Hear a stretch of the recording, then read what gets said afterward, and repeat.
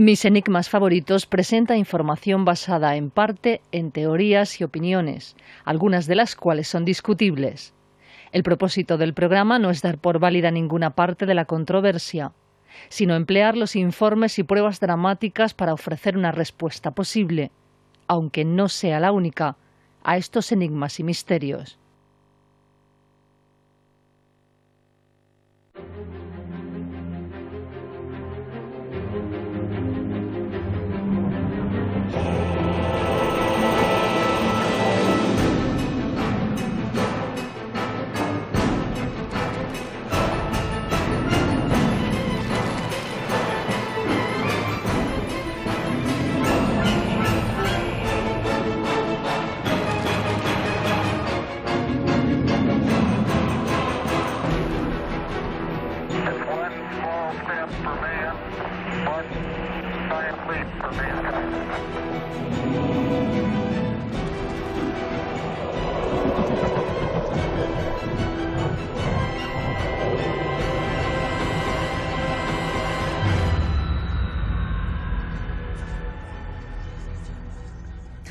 Querida familia, muy buenas noches y sean bienvenidos a una nueva edición, a una nueva aventura de Mis enigmas favoritos. Estamos en directo desde Mijas 340 Televisión para todo el mundo, a través de la propia sintonía de la televisión y a través de www.mijascomunicacion.org. Damos un fuerte saludo y abrazo a toda la gran familia que ya está conectada en nuestra red social Facebook, que ya están siguiendo el programa en directo. Hoy hemos entrado en la primavera, concretamente a las 16:57 hora española. Damos la bienvenida al equinoccio de primavera y al equinoccio de otoño a todos los amigos que viven en el hemisferio sur del planeta, que nos siguen muchísimo y además seguiremos agradeciendo la fidelidad por tanto cariño y por el seguimiento que hacen de este programa. ¿Cuántos de nosotros hemos expresado muchas veces la palabra increíble? Bueno, pues increíble es el título del libro que vamos a presentar esta noche en Mis enigmas favoritos. Está coescrito por dos periodistas, Gonzalo de Martorell y un veterano de esta casa y de este programa desde hace ya muchos años, periodista, investigador, escritor, colaborador habitual de muchos medios de comunicación y también director de la revista Planeta Desconocido. Josep Guijarro, buenas noches. Muy buenas noches, Luis. Encantado de que estés aquí. Al contrario, el placer, como siempre, es mío de compartir estos minutos de magia televisiva a través de este programa ya veterano en las ondas. Josep, estuviste aquí el año pasado en la... Además, fíjate, la sincronicidad, ¿no? Yo voy de equinoccio en equinoccio. Sí, sí. Además lo recuerdo porque fue la noche del 20 de diciembre de 2012, sí, que todo el mundo estaba pendiente de qué iba a pasar. La profecía, vaya, ¿se va a acabar el mundo? Pues el mundo no se ha acabado, seguimos aquí dando la vara y...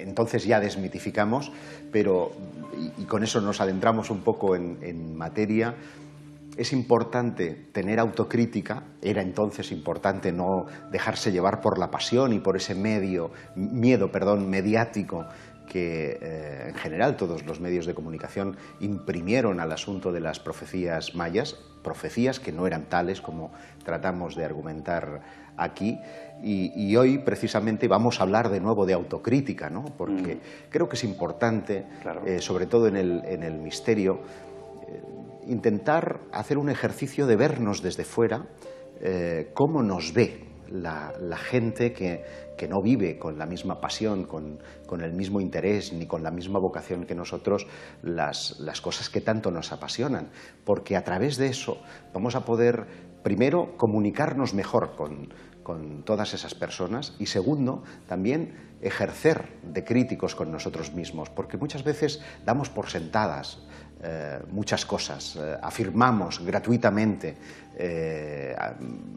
cosas, ¿no?, que tienen que ver con los misterios, y a veces una investigación más sesuda, más concienzuda, puede llegar a desbaratar muchas de esas cosas. Yo siempre he dicho que no hace falta exagerar, los misterios son tan impresionantes por sí mismos que no es necesario exagerar un ápice para conseguir el interés del público. Me alegra muchísimo, Josep, que estés aquí, que estés como siempre en activo, trabajando a tope, enamorado del misterio como la primera vez. Eso es importante, los tiempos que corren, trabajando y además con el mismo entusiasmo, ¿no?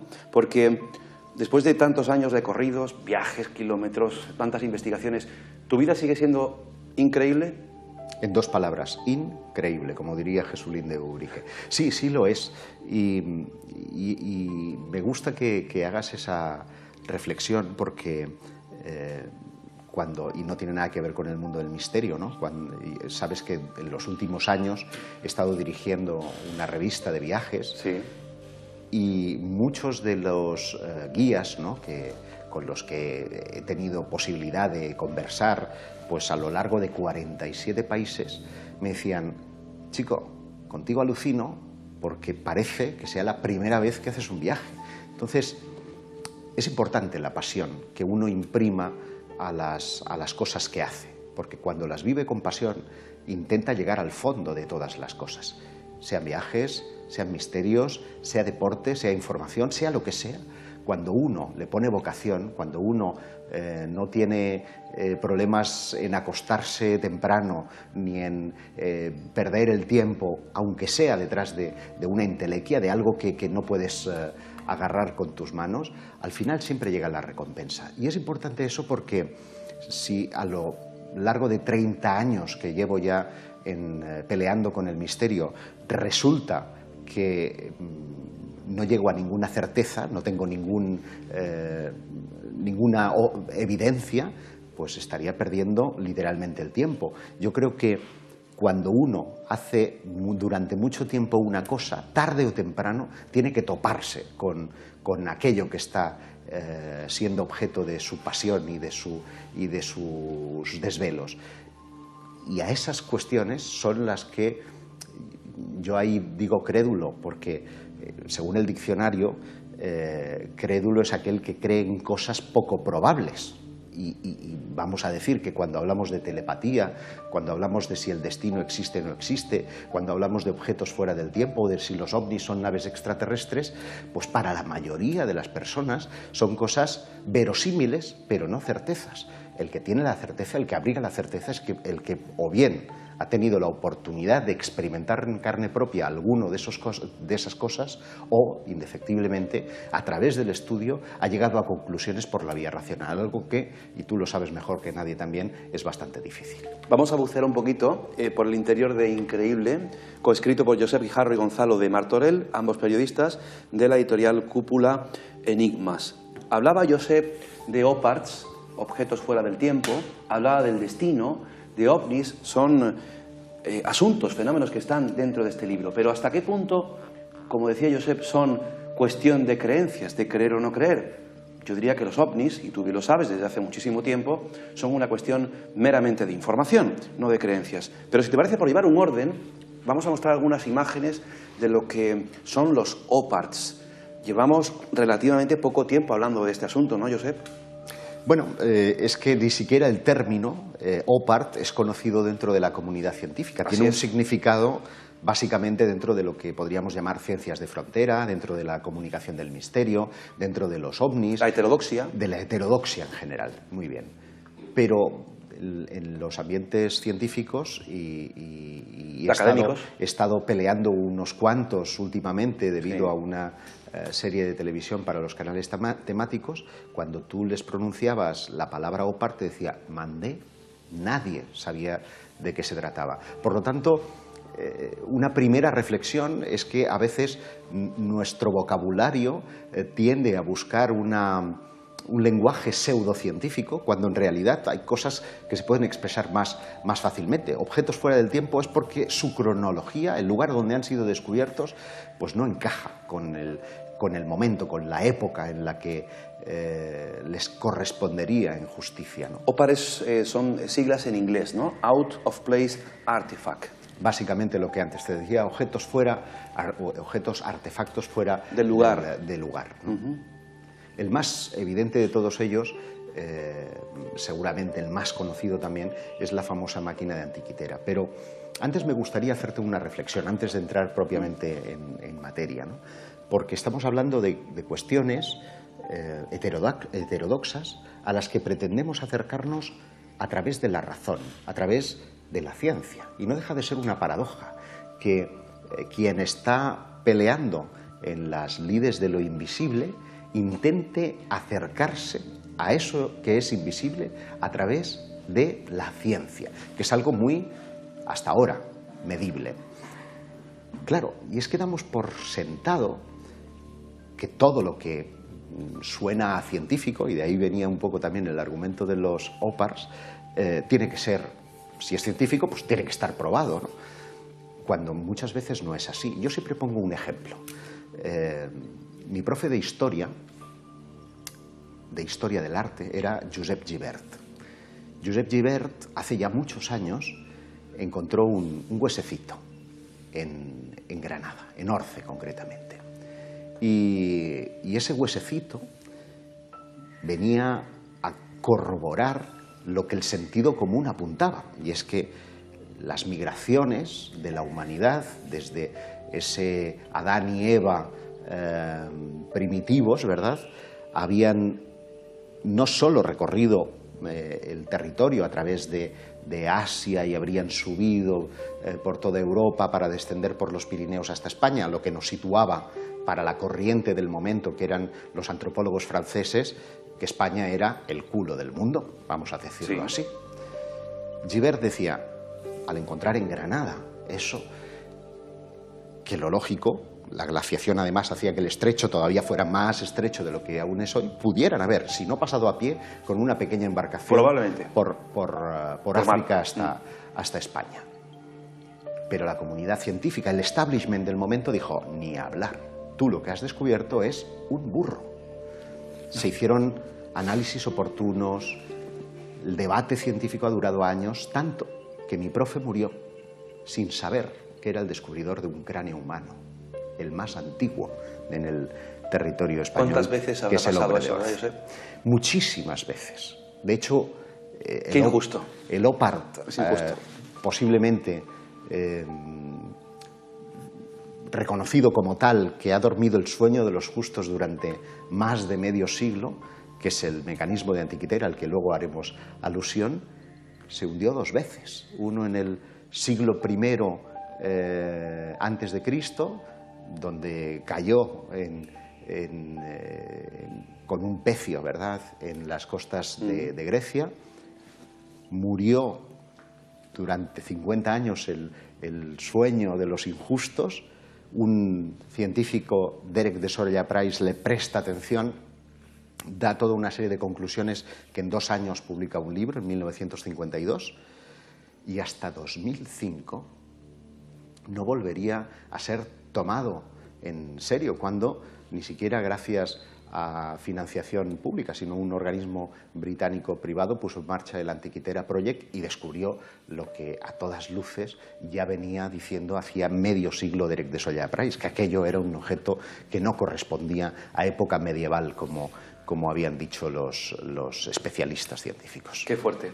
Yo me pregunto, Josep, bueno, hemos reflexionado mucho sobre esto, ¿no?, que cuando nosotros nos vemos aquí, el día de mañana de que el fenómeno ovni, por ejemplo, o la vida después de la muerte o la existencia de fantasmas sea una realidad, nosotros que hemos sido y estamos siendo notarios en cierta manera de esas otras realidades, si todo eso la ciencia puede algún día, en el día de mañana, confirmarlo, qué triste, ¿no?, también que no estemos aquí para...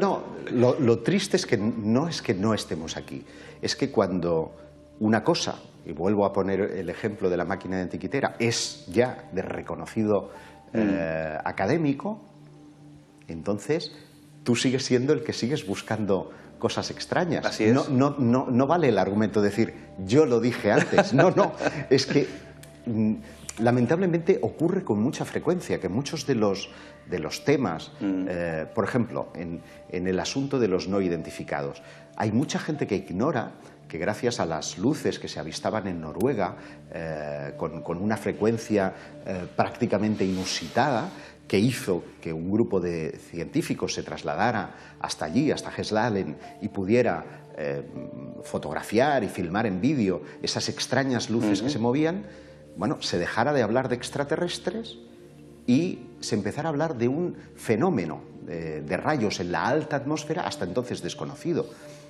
Los que ponían en evidencia que aquello era real eran los ufólogos.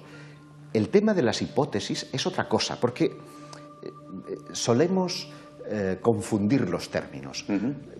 Cuando hablamos de leyes, sí están científicamente comprobadas. Por ejemplo, cuando Newton habla de la gravedad, es una ley universal, que lo mismo vale en Málaga que en Sebastopol, ahora que está de moda, de moda. O que sea en Júpiter. La ley de la gravedad es la misma y funciona en cualquier parte del universo, ¿de acuerdo? Pero cuando hablamos de teorías, y hay un montón, desde la de las cuerdas, la teoría de la relatividad, la teoría de la evolución, todo eso que son teorías, es que hay indicios, pero no tienen todavía categoría de ley.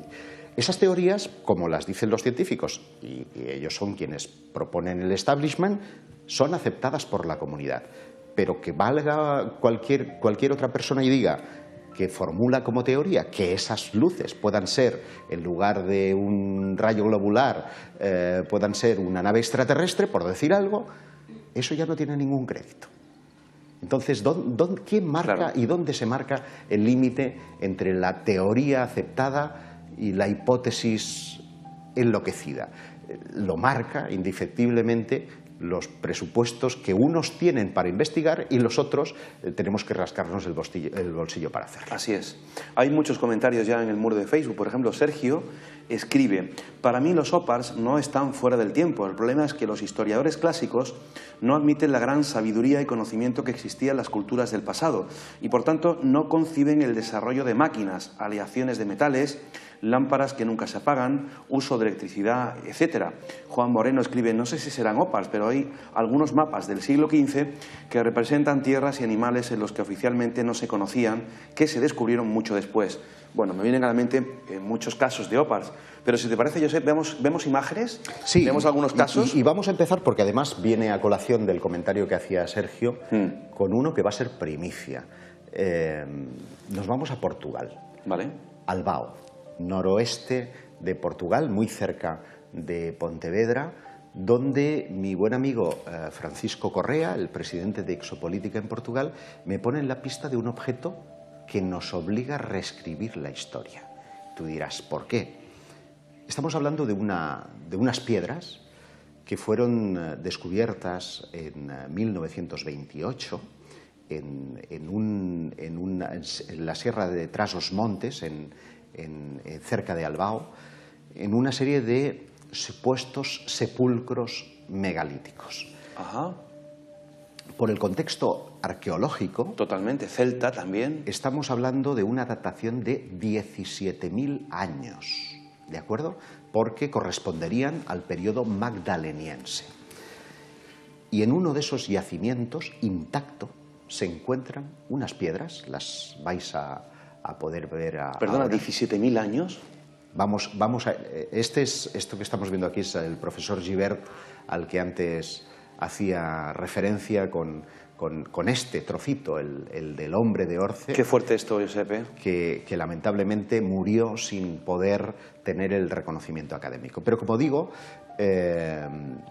estas piedras que hoy día se exponen en el Museo Municipal de Vila Real, en Portugal, han sido estudiadas por esta mujer que es Mila Simoes, una profesora de Cambridge, portuguesa, porque ella se formó en la Universidad de Vila Real y Alto Douro, y estos serían parte de las piedras, son calcos de las piedras que veréis a continuación. Son grabados.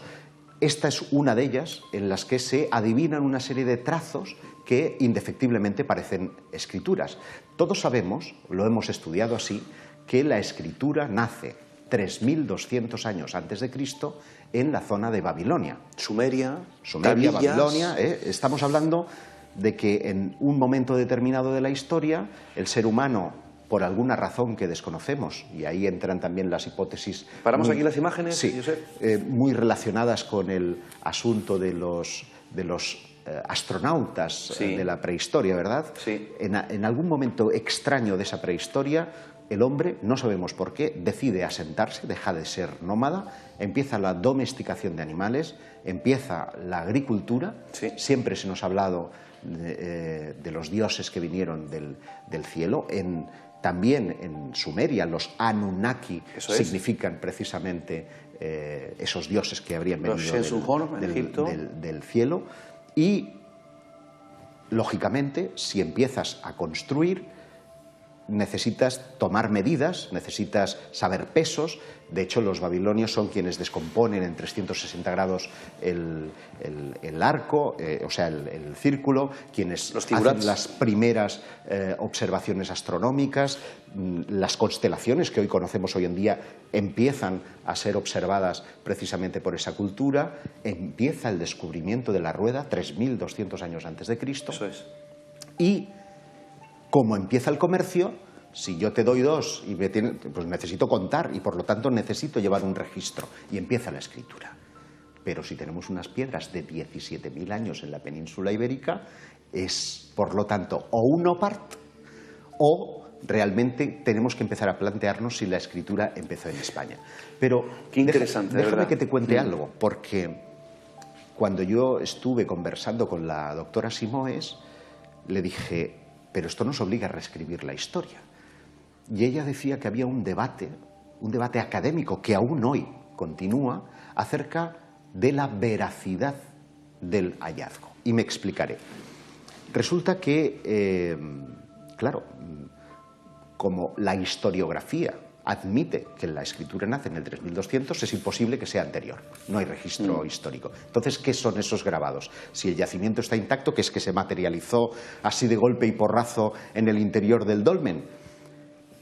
Entonces, no se ha hecho datación por termoluminiscencia. Recordemos que hay dos métodos de datación. Carbono 14. Carbono 14. Que ahí no se puede para emplear. lo que son huesos, para lo que puede ser madera, ropajes, cualquier cosa que sea orgánica. Y la termoluminiscencia, que se utiliza para cerámicas. Por lo tanto, ni un método ni el otro de datación se han podido utilizar. Lo único que queda, por tanto, es el contexto arqueológico. Si esos dólmenes se correspondían al magdaleniense, no había lugar a dudas de que tenían que ser previos a esa fecha. ¿Qué ocurre? La doctora Simoes, con muy buen criterio, le pasa estas piedras, o parte de esas piedras, porque hay que decir que buena parte de ellas, de las 16 que se fueron encontradas, se ha perdido su testimonio, a un geólogo que, a través de microscopio electrónico, intenta ver cómo han sido grabadas. Si la herramienta con la que han sido hechas es de la edad de piedra, queda la marca de la piedra. Si han sido de la edad del metal, habrán sido con metales. Y descubre, para nuestro estupor, que están hechas con metales. Luego no pueden ser de 17.000 años atrás, tienen que ser más modernas. Entonces, si bien los dibujos que has visto, este señor a lomos de una especie de ciervo, resulta que es del magdaleniense, que hace una piedra de 5.000 años, ya hemos dado un salto, aún así sigue siendo anterior a la escritura en Sumeria, en Babilonia. ¿Qué hace esa historia ahí? Pues es muy curioso, hay un científico que en 1928 terció en la polémica, Méndez Correa. Méndez Correa tal vez te suene porque es el primero que habla de las ocupaciones en América a través de Australia. Bueno, pues este hombre, que además tuve oportunidad de que un profesor de Mafra, muy cerca de Lisboa, pusiera en mis manos un original de 1928, terciando en la polémica, estableció una comparación entre los símbolos que aparecían en estas piedras de Albao y otras aparecidas en un yacimiento súper polémico. Estaban en Glocel. Glocel está a pocos kilómetros de Vichy, que seguro te suena por la línea ortotécnica de Aimé Michel. No me dejas hablar, y como no me dejes hablar... perdón. No, hombre, no, es broma. Es que estoy deseando intervenir. En esa línea ortotécnica aparecen esas otras piedras con grabados, 15 de los cuales, 15, son idénticos a los encontrados en Albao, en un yacimiento que, según la datación, este sí por carbono, porque habían piezas de hueso, es de 17.000 años. Bueno, se armó. Es increíble. Exactamente, se armó el turrón, porque a partir de ahí, ¿con qué te quedas? ¿Con qué datación te quedas? Y fíjate que parte, estamos hablando de la península ibérica, ¿no? Que es el norte de Portugal. en pleno Atlántico, la parte norte antes me retrotraía a la época celta, pero claro, es mucho más allá. Claro, es que date cuenta que los celtas aparecen en escena alrededor del 500 a.C. Claro, pero... Y antes de ellos, tú recuerdas, aquí mismo estuvimos hablando de Newgrange, estuvimos hablando de los Tuatha de Danann. Me voy más atrás, claro. O sea, nos vamos al Finisterre atlántico, o sea, podríamos hablar de grandes peregrinaciones que venían del este hacia el oeste buscando el fin del mundo, dejando ese rastro de geoglifos. Sin duda tú conocerás a Ana Vázquez Oris, sí. que además ha descubierto yo, de hecho le enseñé las fotografías de Albao, quedó un poco impresionada también por el asunto, a pesar de que tenía sus dudas, porque ella descubrió en Huelva, en unas piedras que también están en el Museo de la Ciudad, unos signos grabados, en este caso de 5.000 años antes de Cristo, que tenían símbolos, se llaman ibero-tartésicos, efectivamente, que demostrarían que hay una migración hacia el norte. Es decir, que la cuna de la civilización, se admite que la escritura entra en España, o mejor dicho, en la península ibérica, a través de las embarcaciones fenicias que traían comercio hasta aquí, o venían a comerciar con los metalúrgicos que habían en la antigua Tartesos, y lo que sugiere sus investigaciones es justo lo contrario. Es decir, quienes aprendieron a escribir aquí fueron los fenicios, que se llevaron después la escritura babilonia. Sí. Y no es una cuestión baladí, porque es muy interesante. Eso, lo que ocurre, porque la ciencia no está exenta de política, es que eso sitúa la península ibérica en la cabeza de la civilización. Totalmente. Y en el culo. Y eso juega muy en contra de las investigaciones que a menudo son desprestigiadas o se intentan vincular con el asunto de la Atlántida y demás, cuando tiene un sentido explícito. A propósito de la Atlántida, en Coruña se encontraron otros símbolos muy parecidos a Albao, en los que un epigrafista, Yorgos Díaz Montexano, sí, logró trasladar dos palabrejas, ad tesos. Ahí queda eso. Marc Salompas desde Motril escribe el inicio de la escritura y su evolución, así como el sánscrito u otro idioma que se descubriera como originario de los demás, y todos los idiomas que derivan de él. Me parece un tema muy interesante porque el lenguaje es una de las claves a estudiar para conocer datos de cualquier cultura. Todo esto que nos está contando Josep nos hace sentir nuevamente eso de que cada vez sabemos menos y cada vez hay que retrotraer más la historia al pasado. Tenemos que hacer nuestra primera pausa, pero yo me pregunto si enterráramos ese cubo que tienes ahí al lado, por ejemplo, no sé, aquí al lado, y dentro de 15.000 años arqueólogos lo encontrarán, dirían, ¿ese es un opar? Probablemente, probablemente. Hacemos nuestra primera pausa y regresamos enseguida. Hasta ahora, amigos.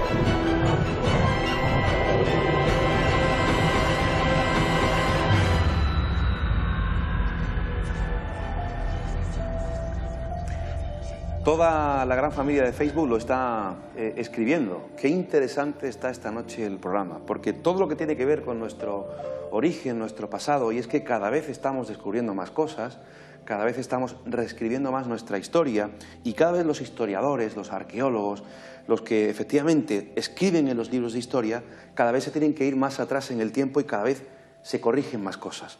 Hoy nos acompaña el periodista, escritor, investigador Josep Guijarro, un veterano ya de este programa. Nos está presentando este libro que está coescrito con otro compañero, otro colega periodista, Gonzalo de Martorell, por Cúpula Enigmas, la editorial. Increíble, qué buen título, por cierto, Josep. Es del increíble. escéptico, ¿eh? El título lo eligió el escéptico.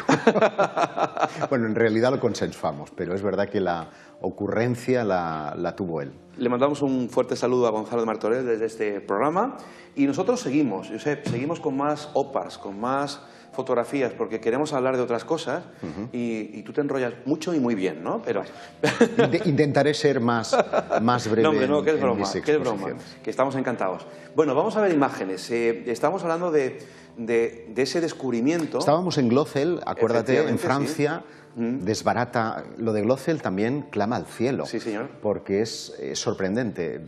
Es uno de esos descubrimientos por casualidad. Un joven agricultor de 17 años estaba tirando de una vaca, la vaca mete la pata, nunca mejor dicho, en un agujero y descubre junto a un cráneo, varios trocitos de cerámica, unas piedrecitas que estaban llenas de grabados. Bueno, de ese descubrimiento original a las cerca de 3.000 piezas que se han logrado sacar del yacimiento que, por cierto, inmediatamente llamó la atención de profesores locales, a partir de ahí sale a la luz pública, nadie le da importancia hasta que entran en el asunto del alfabeto, y el alfabeto, claro, estamos hablando de un yacimiento de hace 17.000 años. Fíjate que la polémica dura incluso en los juzgados.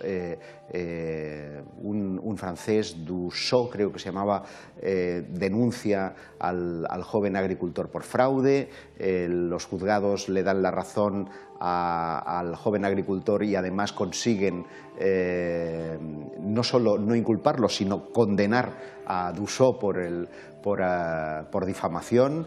Y el caso se revitalizaría en tiempos relativamente cercanos cuando nacen las técnicas de datación de carbono 14 y del termoluminiscencia. Y es muy curioso porque los resultados son tan desconcertantes que me hacen pensar en otro OPAR, la sábana santa. ¿Sabes por qué? Porque el contexto, de nuevo, nos remonta al magdaleniense, pero algunos dicen que son medievales. ¿Cómo? Del 200, o sea, hay una horquilla que va del 15.000, las pruebas de termoluminiscencia en cerámica dicen que tienen una antigüedad de 15.000 años. Vamos a pararnos ahí porque eso nos lleva a otra historia. Sí. Seguro que ya han reconocido ya los amigos. Van desde el 15.000 hasta prácticamente el siglo XVII. Y dices, ¿cómo es posible? Bueno, pues resulta que la tierra de Glocel tiene uranio natural. Y ese uranio natural altera las dataciones, las del carbono 14. ¿Con qué nos quedamos? ¿Con la termoluminiscencia? ¿Con el carbono 14? Por eso me hace pensar en la sábana santa, porque tú sabes perfectamente que en el caso de la síndone estamos ante otro, voy a decir OPAR, y lo digo bajito, porque pese a que muchos se empeñan que se puede conseguir una sábana santa con técnicas actuales o incluso con daguerrotipos, es peor, porque ¿cómo vamos en el supuesto de que sea, como ha manifestado la ciencia, un fraude medieval, cómo entendemos que tenga su representación esté descontextualizada de las representaciones artísticas de su época, que reparen detalles anatómicos que son impropios también de la época en la que se les concede, que hayamos podido reconstruir su paso por la historia hasta prácticamente la Jerusalén del siglo II. Es decir, hay cosas que me resultan más complicadas de creer en la versión, vamos a llamarle científica, que en la heterodoxa. Bueno, has tocado un tema y avanzado ya que vamos a tener la semana que viene. Vamos a tener un intenso, seguro que polémico, fascinante y acalorado debate sobre la sábana santa de Turín. En esta mesa se van a sentar catedráticos, investigadores, periodistas, unos a favor, unos que esgrimirán que es un objeto realizado en la Edad Media, incluso hay alguno que anuncia o va a decir que será el propio Leonardo da Vinci quien pudiera... Que la hizo antes de que naciera, porque la datación del carbono 14, si la damos como cierta, aún no había nacido él, pero bueno, era un chaval ya que apuntaba maneras incluso antes de nacer. De cualquier forma será el tema de la semana que viene en formato de debate tertulia, la sábana santa de Turín. En cualquier caso es fascinante, Josep. Vamos a seguir viendo imágenes. Sí, he visto que estaban saliendo unas piedras polémicas donde las haya. Me estoy refiriendo a las piedras de Ica, piedras que, tengo que decirlo, tengo el corazón partido, como Alejandro Sanz. Porque yo no puedo negar el análisis encargado por Vicente París, algunas de esas piedras que parecían dejar muy claro que las herramientas con las que habían sido hechas eran con un buril. Antes hablábamos del contexto arqueológico y hablábamos que efectivamente cualquier herramienta deja su huella en un material cuando ha sido utilizada. Destacar dos trabajos, perdóname, Josep. El trabajo de Vicente París, que ya hace muchos años efectivamente documentó, ¿no?, su hipótesis sobre su teoría sobre las piedras de Ica, y el trabajo extraordinario también de investigación de José Antonio Caravaca. El problema de Ica es que es tan inmenso que es inabarcable. Y lamentablemente, y hay que decirlo a gritos, ningún científico se ha acercado a ellas. Ningún científico. No hay, como en Belmez, como en muchos otros misterios, han habido incursiones de la ciencia. ¿No se han interesado? Nadie se ha interesado. Nadie. Porque desde el principio Cabrera quiso tener un cierto celo de aquello, porque venía a ratificar sus ideas en torno a que el hombre tenía una antigüedad mucho mayor a las que se les atribuía. De hecho, estamos viendo aquí pues observaciones astronómicas hechas ahí en piedra. Eso es un montaje, ¿eh? Sí, es un montaje. Hemos visto... vamos a pararnos aquí porque esa es otro OPAR. Hay operaciones a corazón abierto, sí, hay operaciones de cerebro, y algo que es todavía más llamativo: seres humanos al lado de dinosaurios. Y como mínimo sí me parece una idea sugerente y estimulante a la vez, porque el tema de los OPARs plantean dos preguntas encima de la mesa. ¿A cuál de ellas más espinosa? Una, ¿hubo una civilización antes que la que hoy conocemos que adquirió un grado tecnológico y que habría desaparecido? Lo que tú decías, enterramos el cubo y dentro de 15.000 años hemos desaparecido todos. ¿Encuentran esto? ¿Van a deducir que había una civilización antes o, por el contrario, van a decir que el que lo ha encontrado es un chalao que investiga cosas raras? Otra humanidad. Otra humanidad. Y la segunda, no menos importante, fuimos visitados en una antigüedad remota, ya no digo por seres extraterrestres, hasta por propios seres humanos que pudieran venir del futuro. Hay quien dice que inclusive el tema de los viajes temporales está en el umbral de la civilización, ahora que Hopkins vuelve a ponernos la piel de gallina diciendo que si no cambia nuestra dinámica en 100 años habremos agotado los recursos de la Tierra. Bueno, pues quién sabe. Esas dos historias confrontan básicamente porque la segunda, la de la intervención ajena, es un argumento utilizado por los evolucionistas, por los creacionistas, para cargar contra la idea de la evolución de Darwin. Pero yo digo que es compatible creer una cosa y la otra. Es decir, el tema de los dinosaurios. En el río Paluxy, en 1908, se descubren unas huellas de 250 millones de años. Es decir, aquí no habían más que dinosaurios y se encuentran unas huellas humanas. Cierto. De alguien que caminaba erguido. Así es. El debate ha continuado hasta el año 74, en la que un último informe dice que lo más probable es que existiera un dinosaurio que tenía pies humanos. Ya. Bueno, pues y mi culo un futbolín, ¿qué quieres que te diga?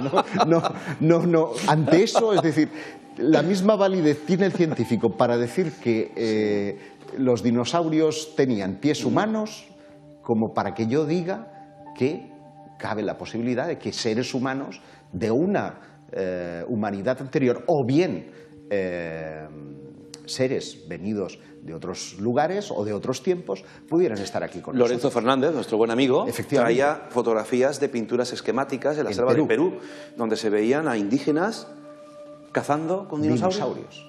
Así es. Hay muchas evidencias, ¿no, Josep?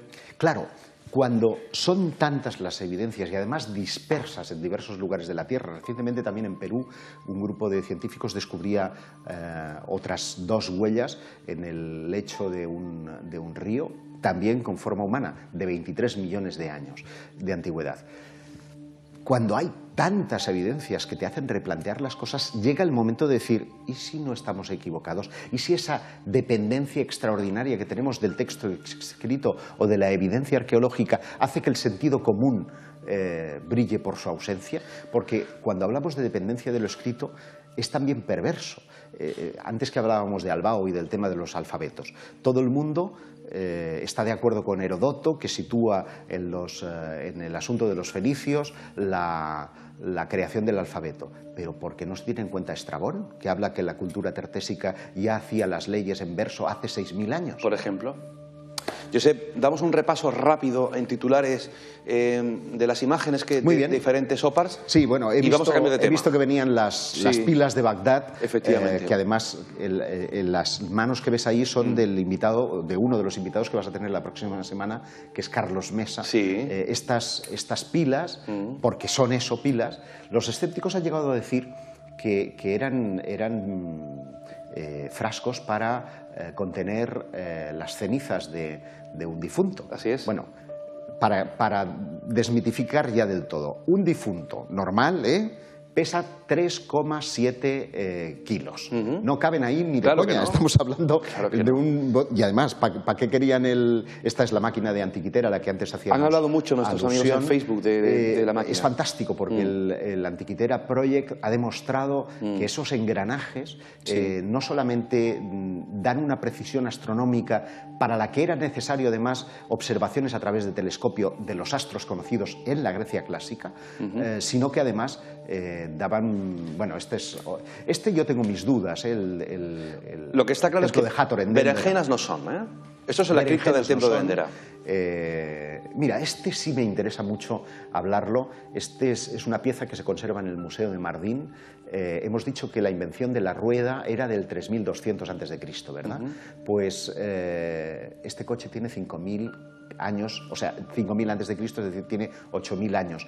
Fue encontrado en Kizil Tepe, muy cerca de otro yacimiento que tiene que hablar muchísimo, que espero visitar muy en breve, que es el de Gobekli Tepe, donde han sido descubiertas unas taulas parecidas a las de Mallorca con 7500 años de antigüedad. Hay que replantear indiscutiblemente que alguien nos visitó. Estas representaciones que forman parte del Tassili Najer, en la que estamos viendo escenas que nos recuerdan poderosamente a una abducción o a seres voladores al lado de figuras esquemáticas que reconocemos, o este gran dios marciano que parece observarnos y que tiene un tamaño gigantesco, son para mí evidencias de que en un pasado remoto, en una fase temprana de la humanidad, mira este cráneo, estaba descolocado este cráneo para que pudiéramos compararlo con el que hemos visto al principio, porque ha dado lugar, y aquí nos paramos porque ya nos vamos al futuro. Vamos a parar aquí un momento. Me estaba acordando, Josep, que vas como una locomotora. Me has dicho que fuera rápido, pues yo disparo, ¿sabes? Me estaba acordando del bueno y el gran Juanjo Benítez cuando presentó su serie Planeta Encantado. Estábamos aquí. Eso fue el segundo congreso de Nacional Periodismo del Misterio aquí en nuestro municipio vecino, Fuengirola. Juanjo Benítez presentando Planeta Encantado. Y él abordaba el asunto de las pinturas de Tassili, ¿no? Y él decía, claro, porque probablemente los naturales del lugar reflejaban muy fielmente lo que veían. Pero es que incluso él, como siempre, iba más allá y decía, ¿quién sabe si a lo mejor ellos pintaron eso? Hasta a mí nos dejó la sugerencia ahí, ¿no? De que a lo mejor eran ellos, los seres del espacio, los que pintaban, ¿no?, esas pinturas. Lo que es evidente es que hay algo en la línea temporal que no se sostiene. Piensa que tardamos 1,5 millones de años de bajar de los árboles a ponernos erguidos. Prácticamente otro 1 millón de años en aprender a hacer fuego y tener herramientas. Y en algún momento en el que empezamos a caminar, hace unos 300.000 años atrás, empezamos a enterrar a nuestros muertos. Nace en nosotros un sentimiento distinto, llámale toque celestial o manipulación genética. El caso es que a partir de aquel momento eclosiona la humanidad y en el 10.500 ocurre algo que hace que empecemos a sentarnos, a hacer ciudades, a escribir, a dejar el pensamiento abstracto. Somos el único ser de este planeta que tiene dos cosas distintas a cualquier otro animal. Uno, medir el tiempo. Tenemos conciencia del tiempo. Y la segunda, tenemos conciencia de nosotros mismos. Hemos desarrollado un pensamiento abstracto. Esas dos cosas son un condicionante que no se explican por la evolución. Y eso nos daría para un programa que no quiero entrar ahora en esa materia. ¿A quién veíamos en imagen? Porque vamos a hablar del futuro. Sí, estábamos viendo a Kammerer, uno de los científicos que se obsesionó con la idea de que nada ocurría por casualidad. Y claro, hablar del destino es básicamente replantearnos el universo. Hasta bien entrado principios del siglo XX, el único universo que conocíamos era un universo ordenado y predecible, según las leyes de Newton. Después vino Einstein, que nos enseñó que también era ordenado y predecible. Él decía aquello de Dios no juega los dados. Y la expresión venía a cuento porque nace otro concepto de la física, que es el de la física cuántica, que empezó a decir, no, el universo no es predecible. Es decir, la física cuántica postula que tú puedes estar en el punto A y en el punto B a la vez. Postula que el tiempo no es lineal, que puede dar saltos. Ahora podríamos hablar de los universos polimórficos de clase A, de los de clase B y de los de clase C. Y esos de clase C son absolutamente maravillosos porque rompen todos nuestros esquemas. Y eso nos hace pensar si existe o no existe el destino. Te voy a poner un ejemplo, que además está muy de actualidad. Sabes que se ha perdido ese avión. Vamos a hablar de ello después. De Malaysia Airlines. Solamente te doy una pildorita de entrada para que no desconecten nuestros telespectadores. Y es que hay uno de los pasajeros que tiene una hazaña singular. Este hombre sobrevivió al terremoto que tuvo lugar en 2011 en Nueva Zelanda. Él estaba viviendo en la ciudad más afectada, lo perdió absolutamente todo y quiso rehacer su vida trasladándose a la ciudad de Perth, en Australia. Allí vio nacer a su segundo hijo. Y es muy curioso porque cuando ya empezaba a remontar vuelo, le sale un trabajo en Mongolia que le obliga a subirse al avión desaparecido.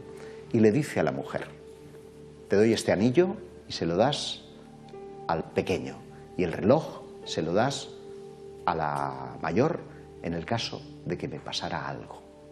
El hombre se subió al avión teniendo conciencia de que era la última vez que iba a verles junto. No me digas que eso no es para reflexionar. Desde luego. Dime sí o no, ¿crees en el destino, Josep? Indiscutiblemente. Además, vivido en carne propia. Yo explico en el capítulo dedicado al destino de Increíble el caso de una mujer, Rosa, que es madre de 2 hijos y que en el año 74, y me acuerdo de la fecha porque el Barcelona ganó al Madrid por 5-0, pues resulta que... Qué bien dormí aquella noche, perdón. Resulta que durante par o 3 de noches consecutivas había tenido un sueño muy extraño. En él veía el camión de su marido que se estrellaba contra un volquete lleno de arena, pero no era conducido por el marido, era conducido por un vecino que estaba 2 calles más abajo. Aquello la perturbó, pero no le dio mayor importancia hasta que 3 días más tarde, porque estamos hablando del año 74, no habían teléfonos en las casas, no había WhatsApp ni todas estas cosas, a través de la Guardia Civil se entera de que su marido había tenido un accidente a la entrada de Madrid contra un volquete cargado de arena. Y es un caso que conozco bien, porque Rosa es mi madre. Caray. Así que... A través de esta historia personal. Imagínate. Todos nos hemos preguntado en alguna ocasión en la vida, ¿existe el destino? ¿Existe la casualidad? ¿Existe el azar? Hemos dedicado a lo largo de estos 15 años, en mis enigmas favoritos, hemos abordado este fascinante asunto. Esta noche, a modo casi de titulares, porque está en el contenido de Increíble, hablamos del destino. Vamos a ver un reportaje introductor. Hemos también hablado con un buen amigo de este programa, que es psiquiatra, le hemos preguntado qué piensa él del destino, y también hemos hecho una encuesta en la calle, porque el tema da mucho juego. Vamos a ver ese reportaje introductor.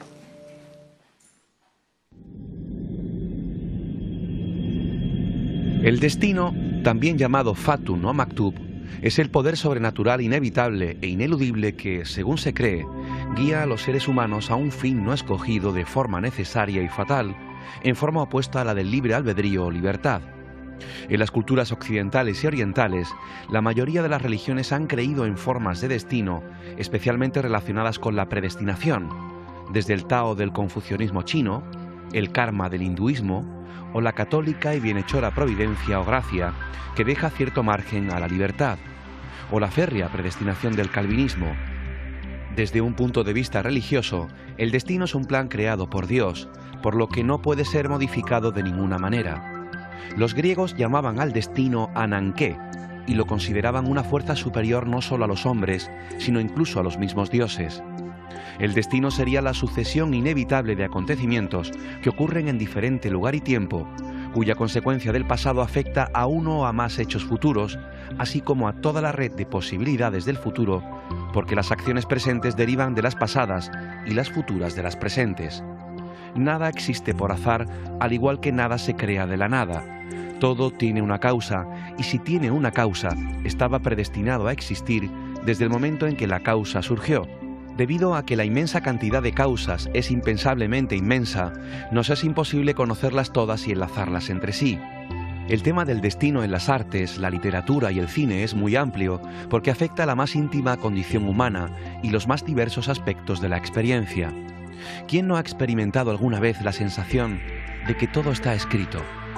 De que no puede ser casualidad el encuentro con algunas personas o el suceso de algunos acontecimientos en determinados momentos.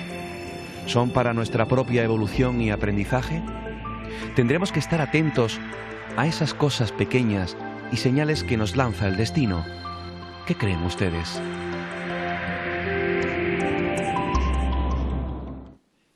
Tenemos 2 minutos para finalizar. Sí, ¿En serio? Este segundo bloque, el tiempo pasa volando, es increíble. Pero qué tema más bonito, más filosófico, más trascendente, ¿verdad? Y que todo el mundo ha reflexionado sobre él. Sí, porque además yo creo que casi todo el mundo ha tenido alguna especie de experiencia que le hace sentir que nada ocurre por casualidad, ¿no?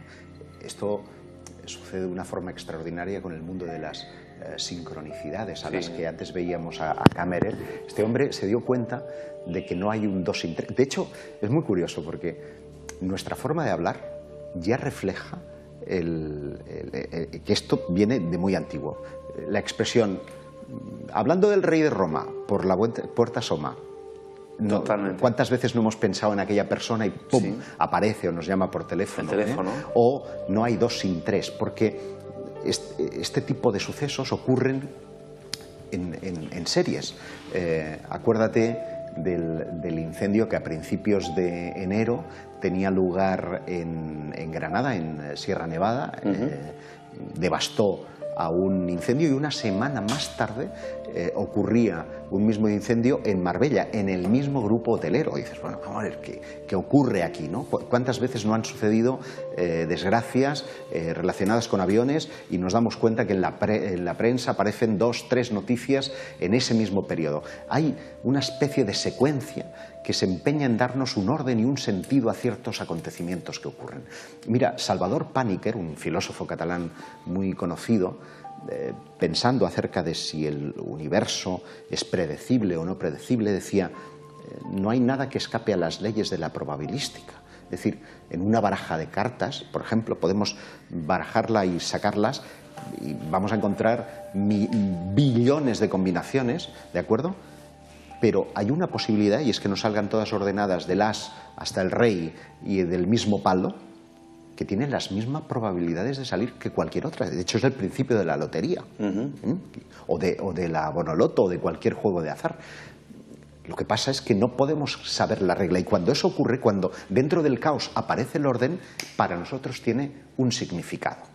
Y ese significado es a veces devastador. Te voy a poner un ejemplo.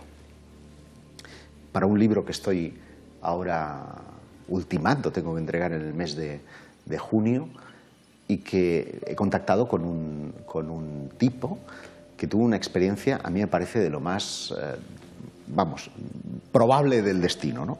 Este hombre se va a cazar patos con un amigo ya entrado en años y un perrete. Se van, cogen su embarcación, desoyendo el consejo meteorológico, había una bruma brutal que no permitía ver a muchos metros de distancia, y encima un mar crispado con oleajes que en una mala ola les vuelca la embarcación y quedan, estamos hablando de Canadá, que no lo he dicho, en hipotermia. El sentido común hace que él con uno de los remos lo clave en el fondo de la bahía y se queden los dos sujetos a ese palo a unas 5 millas de la costa. El perrete intenta marcharse, no sabe si coger al perrete o quedarse con el amigo. Al final opta por darle ánimos al amigo: vamos a salir de esta, tal, no sé qué. El amigo ya estaba morado, parecía inevitable que la muerte. Entonces piensa: si voy nadando, puedo intentar buscar ayuda, llamar a alguien que nos auxilie, pero piensa que en el tiempo, en el interín de ir y volver, va a morir el compañero. Él está pasándolo fatal, y en aquel momento, sin ser un tío creyente, alza los ojos al cielo y dice: Dios mío, dame una segunda oportunidad, sálvanos de esta. Y en aquel momento, entre medio de la bruma, ve una cruz. Él dice: una visión, una alucinación, era la cruceta de un barco que se acercaba. Entonces piensa: el palo, he podido salvar el palo. Se saca la camisa, lo ata al palo y hace aspas para que le vean, porque en la bruma era más que improbable que el barco hubiera pasado inadvertido. Gracias a eso logran salvarle. ¿Sabes cómo se llamaba el barco? En inglés, Second Chance. En español, segunda oportunidad.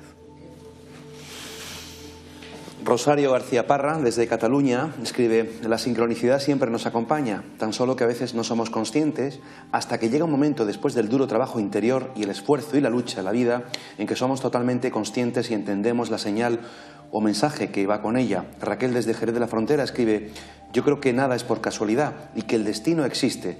Por eso es importante ir aprendiendo a ver las señales, aunque también creo que tenemos y debemos hacer uso del libre albedrío. En realidad no son conceptos contradictorios. Así es, y claro, el tema del futuro además nos pone en una tesitura complicada a quienes estamos en la investigación seria de todo esto, y es que tenemos que terciar también con quienes hacen su negocio del futuro. Videntes, adivinos, ¿realmente tienen ese sexto sentido? ¿Están utilizando la psicología?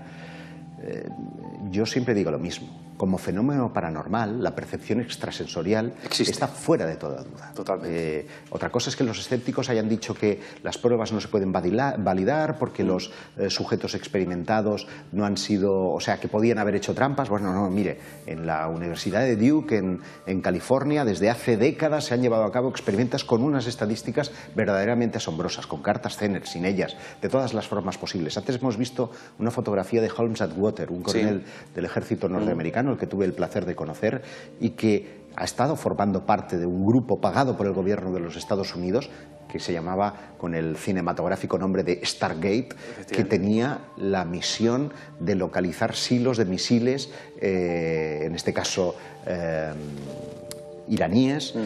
Y él reconoce, de los 12 seleccionados, solamente había un tío que daba en el clavo permanentemente. Uno.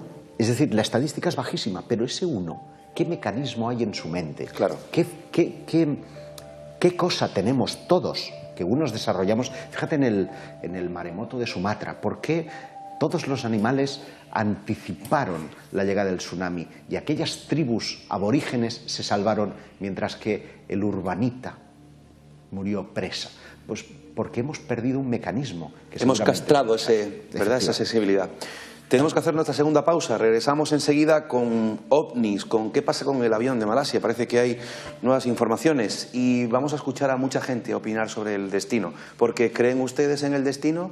Piensen en esa pregunta. Hasta ahora.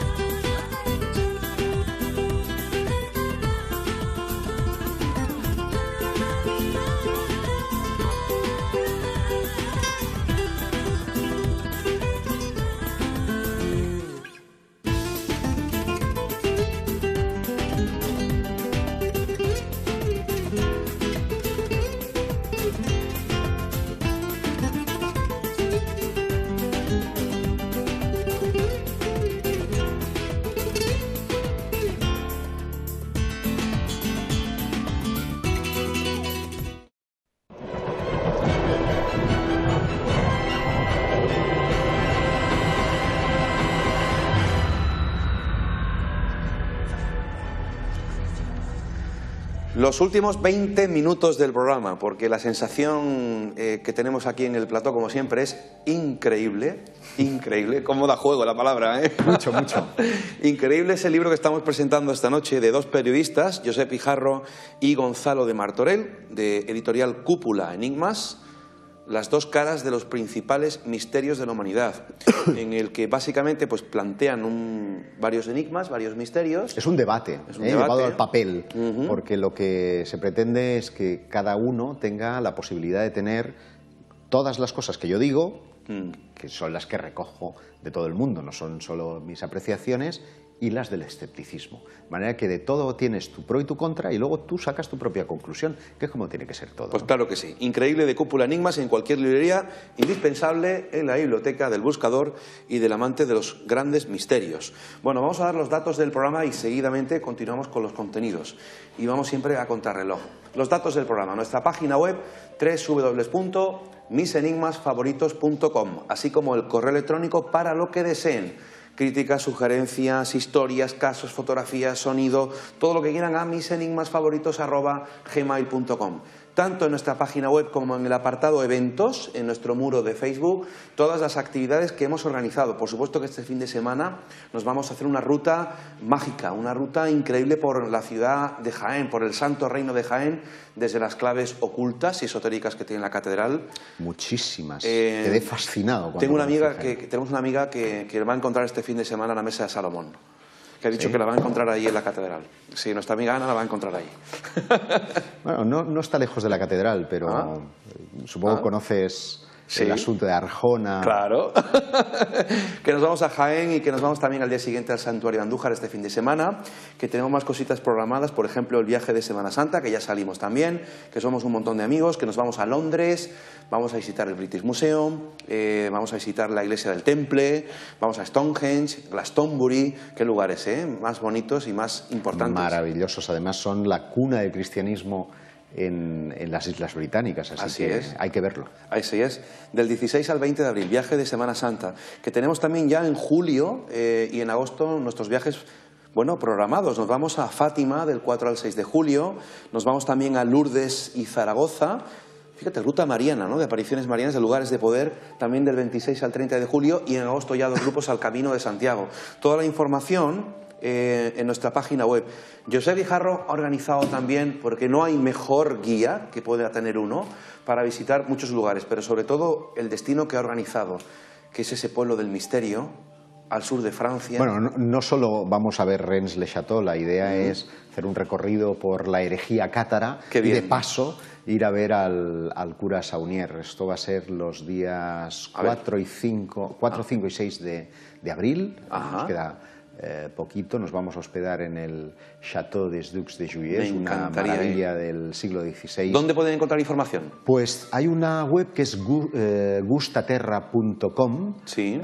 Donde encontrarán información del viaje, o si no, a través de los 32rumbos.com, donde puntualmente ofreceremos también información del mismo. El amigo Josep Guijarro Triado, como saben muchos, está también en Facebook, también pueden localizarle por ahí, que ya son varios miles de amigos, ¿no?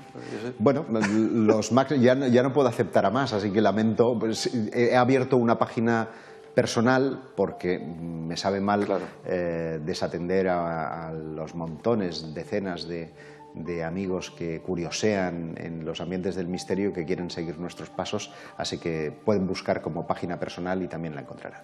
Para cerrar este capítulo que hemos hecho, este pequeño esbozo sobre el destino, vamos a escuchar primero la opinión de un buen amigo. Le hemos entrevistado muchas veces en este y en otros programas, psiquiatra, antropólogo, escritor, investigador, una eminencia, el doctor José María Porta Tobar. En su momento yo le pregunté si creía en el destino o qué opinión tiene sobre el destino, y esto fue lo que nos contestó. El destino es algo muy sutil, algo también muy ambiguo, porque hablamos del destino del hombre, bien, pero el destino del hombre está enmarcado dentro de lo que es el universo. Por tanto, yo diría que el destino existe, igual que existe el destino de cualquier carta que escribimos, su dirección, etcétera. Hay cartas que tienen su destino, lo que pasa es que les falta el remite. Un poco pasa también con el hombre, ¿no? Muchas veces tenemos claro el destino, que por ejemplo, como en mi caso, pero no tenemos tan claro el remite, es decir, de dónde venimos, quién nos ha traído aquí, cuál es nuestro origen de referencia, etcétera, ¿no?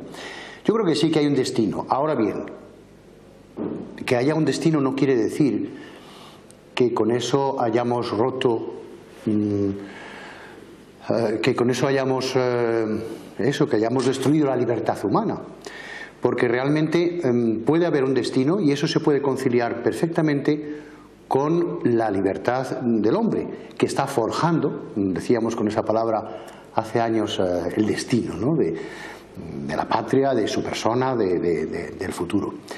O sea que yo creo que sí, que hay un destino, sin embargo no hay no estamos determinados, por lo menos en un 100%, sino que hay una libertad que también colabora para que ese destino sea tal o sea cual. Nuestra amiga Inmaculada Contreras Luque, desde Lisboa, Boas noites desde Lisboa, escribe: todo está escrito, es como si leyéramos un libro, el de nuestra vida, nuestra libertad es que nuestra alma aprenda la lección y cómo te tomes lo que te va aconteciendo, con la emoción de que la mayoría no sabemos lo que nos va a pasar, salvo alguna corazonada. Hemos salido a la calle y hemos preguntado si creen en el destino, si existe la casualidad, y esto es lo que nos han contestado. Pues sí, creo que en el destino todo tiene un porqué, las cosas pasan por algo y es que se cumple, a mí se me cumple todo, vamos, es siempre por algo, una razón, siempre me ha pasado alguna cosa y es por algo, es que no hay mal que por bien no venga, siempre hay un porqué, pero no te puedo decir por qué es, pero sí que el destino está ahí, te llega el día y si es tu día y vas un viaje en avión, lo que sea, pues punto. O sea, no hay que preguntarse tampoco, es así. Pues completamente. Además de ese tema, realmente, como lo he vivido, sé perfectamente que el destino está escrito y creo, pero plenamente, vaya, además con experiencia vivida. No, hay que echarle una mano, Creo en la coincidencia a veces. Ajá. Sí, eso sí. Sí, creo en el destino, pero creo más en las casualidades. Yo creo que sí, que nada es por azar y todo pasa por algo en esta vida. ¿Todo tiene su razón de ser? Sí, yo creo que sí. Aunque no lo entendamos. Efectivamente, cuando pase el tiempo entenderemos el porqué de las cosas. Yo creo que sí, hay algo. Luego tú, si quieres, lo coges y si no, pues lo dejas.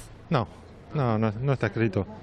No, pienso que no, porque cada cual sigue su vida y cómo se le plantea, pero no quiere decir que esté escrito. Eso va en cada persona, en mí no.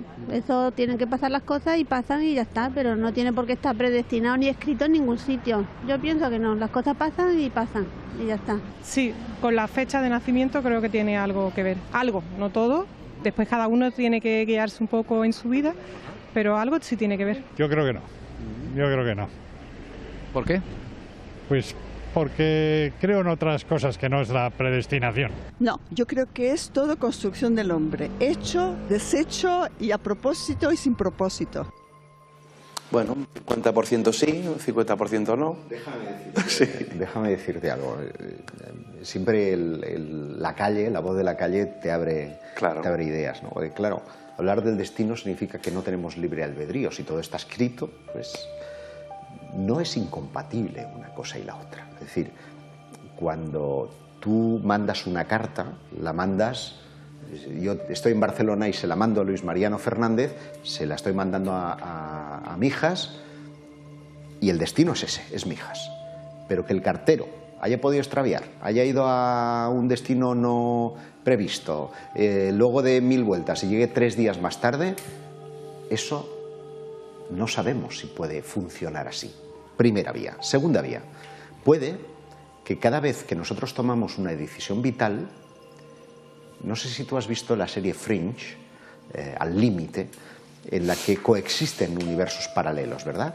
Aquellas decisiones que hemos tomado, la Danan alternativa, hay dirigibles que vuelan porque fueron los que frustraron en la línea del universo A y sin embargo circulan paralelamente cada una de nuestras decisiones generando N universos uno detrás de otro que no influyen. ¿Y si esos guiños del destino no son confluencias de un universo y otro que nos quieren dar una significación o reconducir hacia un único destino? Es una cuestión que dejo caer ahí porque yo creo que sí existe una predisposición. Fíjate que no nos cuesta creer en nada en la predisposición genética. Ah, mira, este ha tenido un abuelo con cáncer, tiene un papá con cáncer, pues va a morir de cáncer. Esto a nadie le cuesta porque entiende el mecanismo biológico. Claro, es más fácil entender esto que entender cómo funcionan los universos paralelos que están todavía en fase de debate. Por lo tanto, yo lo dejo caer ahí. Cambiamos de asunto, aunque el destino, las casualidades, las causalidades, las sincronicidades seguirán siendo motivo de debate, de tertulia y de contenido de mis enigmas favoritos. Leo rápido un par de emails. Cristina Ramos escribe: hola Luis, como gran investigador que es el invitado sobre el tema de Rennes-le-Château, me gustaría saber si es verdad que ha visto las cartas que Berenguer Saunier dirigió al cura de Ajofrín. No. Un saludo.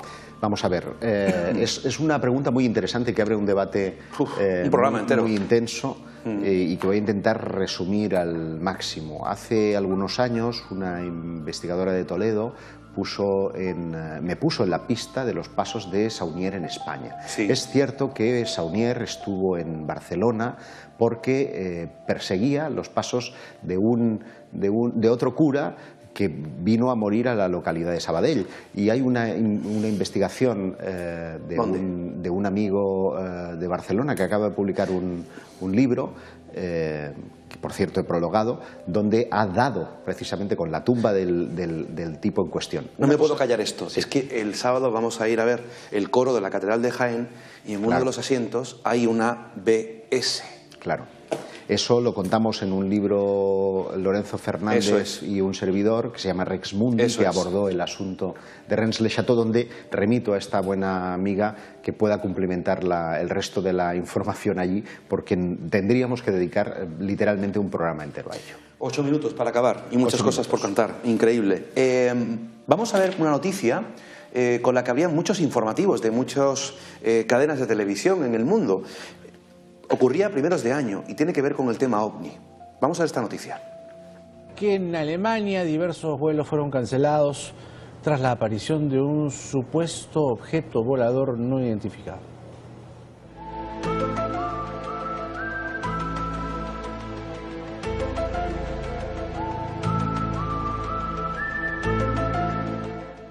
Un objeto volador no identificado interrumpió el lunes por la tarde el tráfico aéreo en el aeropuerto de Bremen, en el norte de Alemania.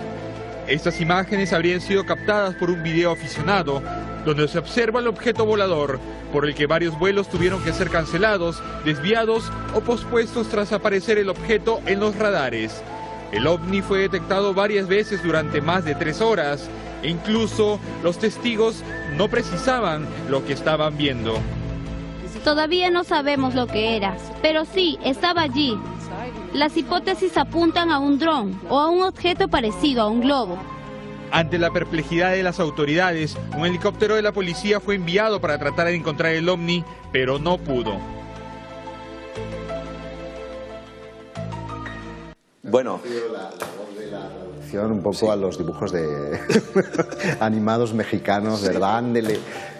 Un abrazo para toda la familia de Latinoamérica que nos sigue. Sí. Josep, vamos a ir viendo imágenes de ese cierto, ovni que se grabó. Muy interesante, porque no se grabó. Ese vídeo, claro.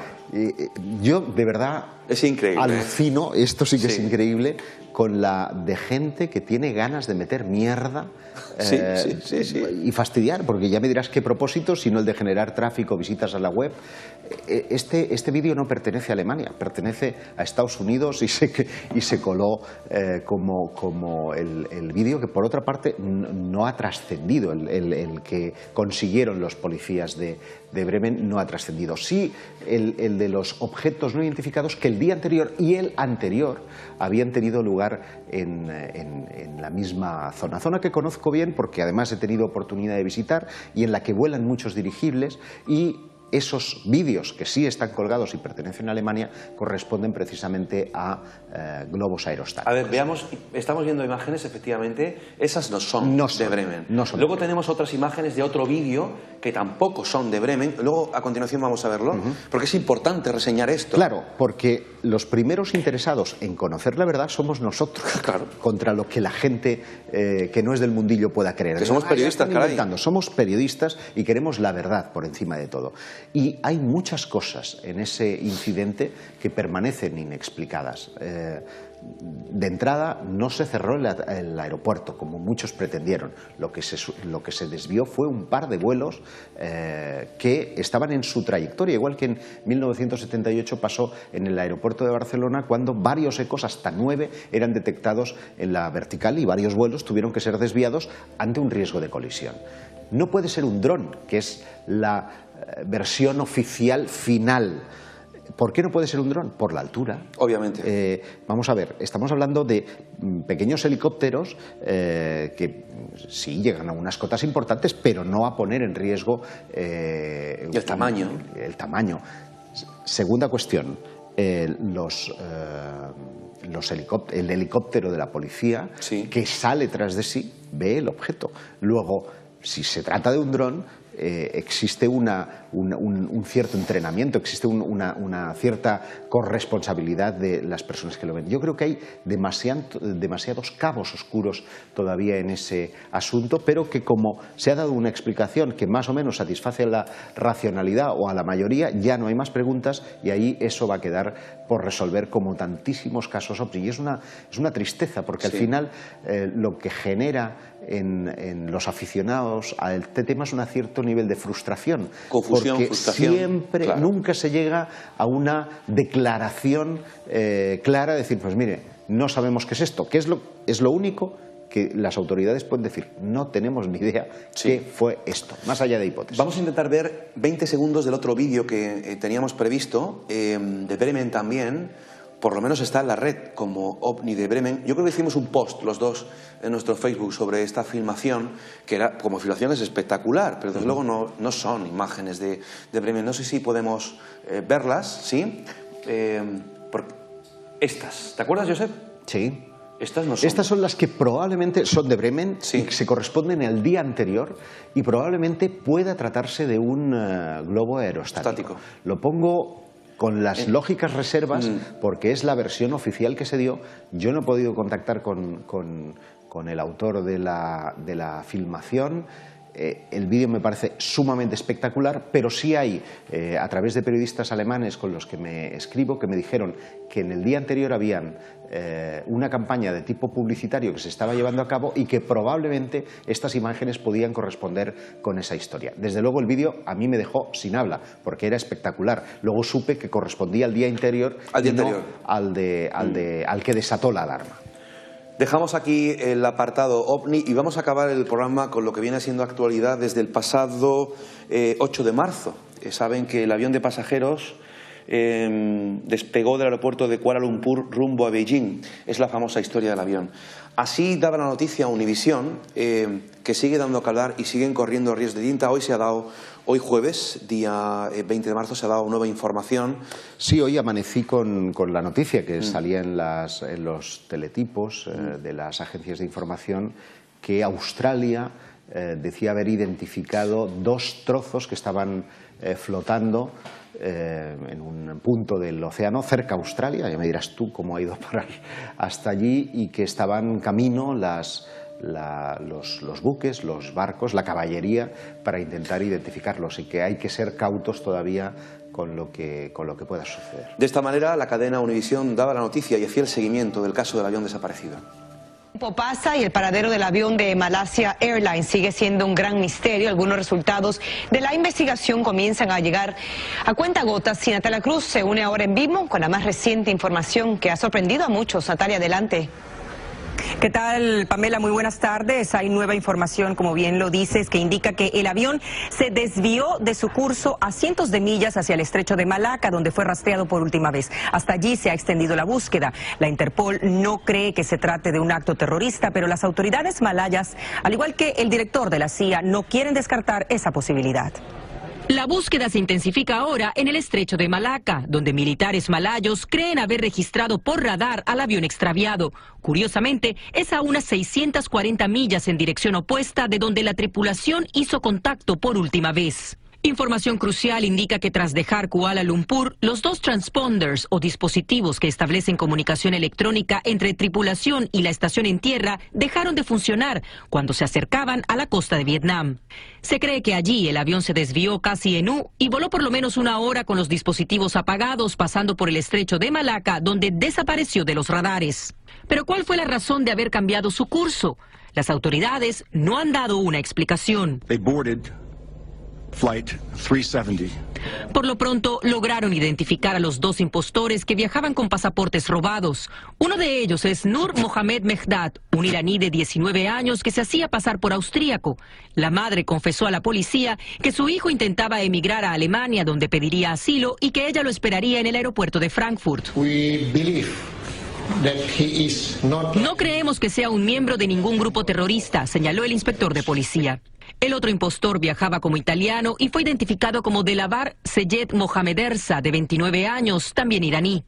Se cree que esta foto, enviada por un conocido de los sospechosos, fue tomada el mismo día del vuelo, y en Tailandia las autoridades están cuestionando a la agencia de viajes que expidió sus boletos mientras se busca al iraní que los compró. 1 is hijacking, 2 sabotage.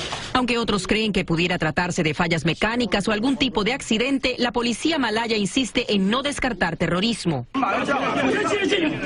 Mientras tanto, entre empujones y jaloneos, los familiares de las víctimas, desesperados, exigen una respuesta. Tal es el deseo de aferrarse a una esperanza que algunos familiares aseguran que han llamado a los celulares de sus seres queridos y que estos repican como si todavía funcionaran, aunque nadie los contesta. El afán de las autoridades es encontrar muy pronto las cajas negras del avión, ya que estas envían señales durante 30 días hasta que se acaban las baterías. Así que los familiares continúan en esta angustia, Pamela.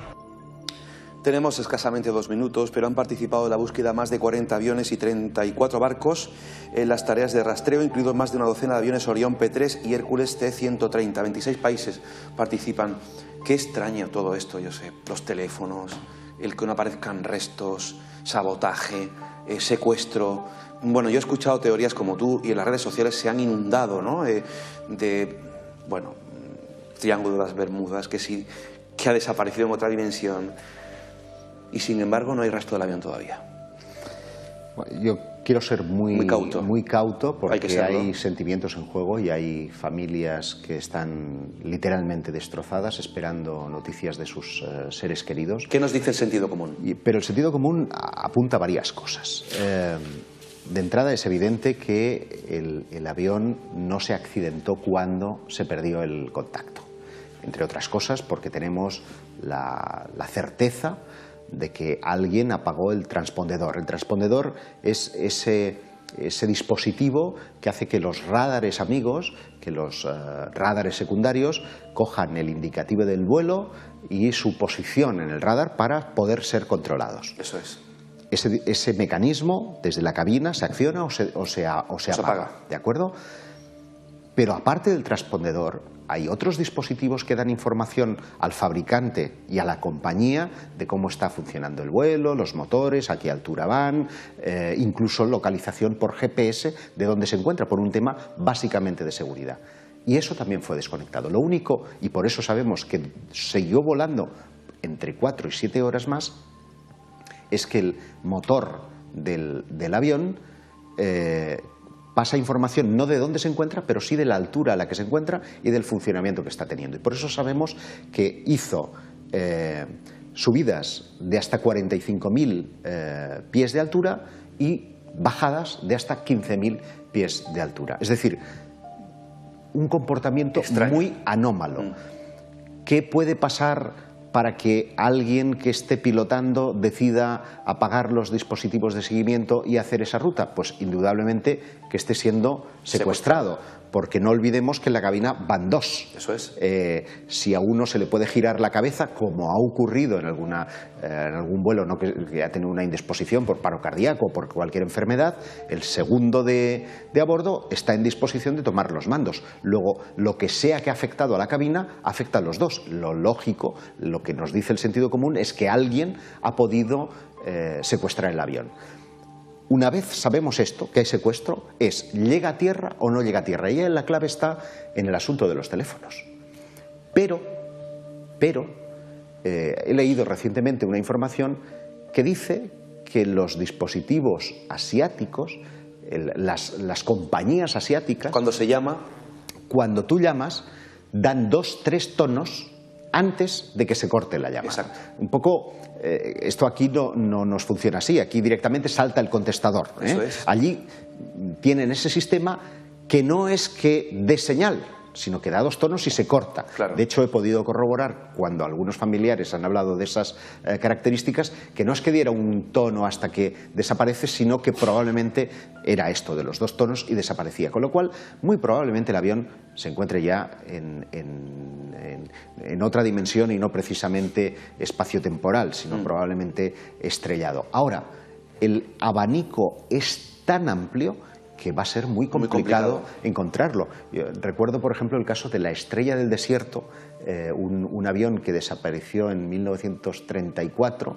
y que hasta, no sé si fue el 2005 o por ahí, no se supo realmente, se encontraron parte de los restos en la cordillera de los Andes, todo el pasaje estaba muerto y se ha tardado decenas de años en dar el paradero. Ahora, ¿qué razones podían existir para secuestrar ese avión? Pues hay un dato que me llama, que diría Lorenzo, poderosamente la atención.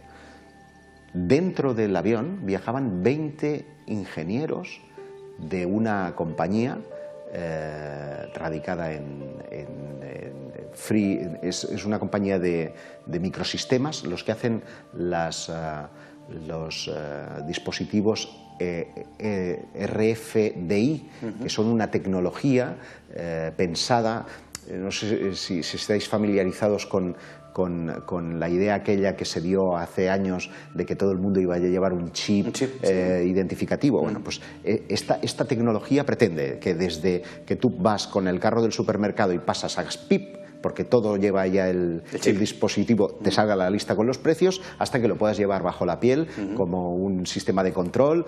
Tiene miles de aplicaciones. 20 ingenieros de la compañía que está desarrollando, que tiene la patente, iban a bordo. Y lo que es más curioso, ha habido un movimiento el mismo día en que desaparece el avión. Los accionistas, que eran todos chinos más uno americano, desaparece la patente china y ese mismo día se genera una patente americana. Demasiados intereses. ¿Adivinas de quién es, además? De los Rothschild. O sea, es muy conspiranoico. Desde luego no ha habido reclamo de ese secuestro, en cualquier caso. Claro, ese es el misterio también. Pero no hay reclamo porque probablemente no llegaba a un puerto. Recordemos, durante la tragedia del 11S, el avión de pasajeros que se estrella ya lo diré, en California, no, ¿El 11S?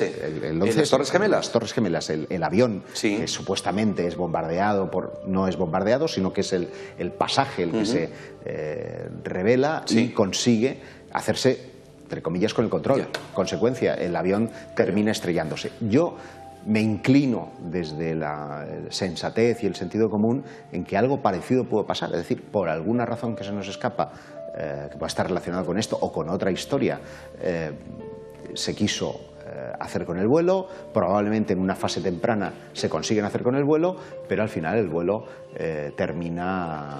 Pues para la tranquilidad de los propios familiares, ojalá aparezcan los restos de ese avión si se ha estrellado y que tengamos buenas noticias pronto. Josep, nuestro tiempo de programa no solo se ha acabado, sino que nos hemos pasado un montón. Excusas a los compañeros. Ha sido increíble y un placer tenerte una vez más en tu casa y en este programa que es tuyo también.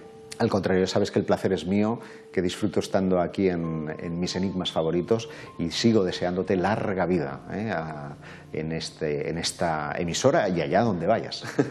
Nos vemos pronto aquí, seguramente. Feliz primavera. Igualmente. Gracias, Josep. Y a ustedes, muchísimas gracias siempre por la fidelidad mostrada cada semana. Un abrazo muy fuerte de todo el equipo que hace posible mis enigmas favoritos. Que pasen una feliz semana y que tengan una feliz primavera. Hasta la semana que viene. Buenas noches.